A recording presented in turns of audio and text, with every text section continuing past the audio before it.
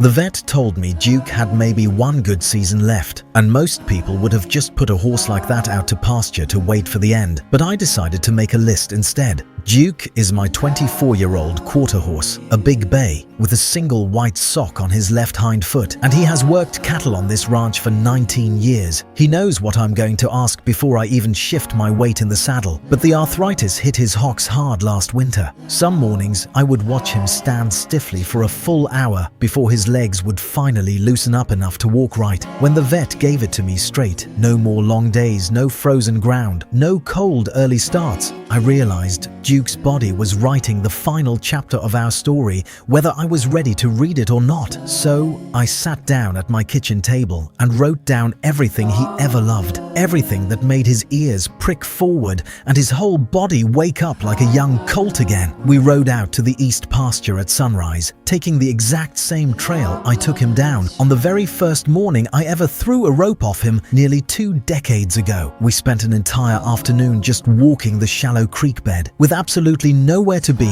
and no reason to hurry. In August, I hauled him to the county fairgrounds, to the same arena he had worked every summer for over a decade. When we pulled into that gravel lot and he smelled that familiar arena dirt, he lifted his heavy head, his ears went straight forward, and for about 10 magical minutes, my horse was 20 years old again. I let him graze the sweetest grass every evening for as long as he wanted with no schedule, and I filmed him constantly because I wanted to remember exactly how he looked when he was completely happy, not just when he was standing still. People kept asking me if I was doing okay, and honestly, some mornings I would just lean my forehead against his neck in the quiet stall and stand there without saying a single word. But I wasn't grieving, I was just paying attention, because I think that is all they ever really want from us in the end, to slow down, show up, and actually be there. Juke is still here with me, and he had a beautiful summer. He earned every single slow morning, every extra handful of sweet feed, and every minute I let him stand in the warm afternoon sun with absolutely nothing asked of him. He gave me 19 years of everything he had in his bones, and the very least I could give him in return was one perfect season where he didn't have to give me anything at all.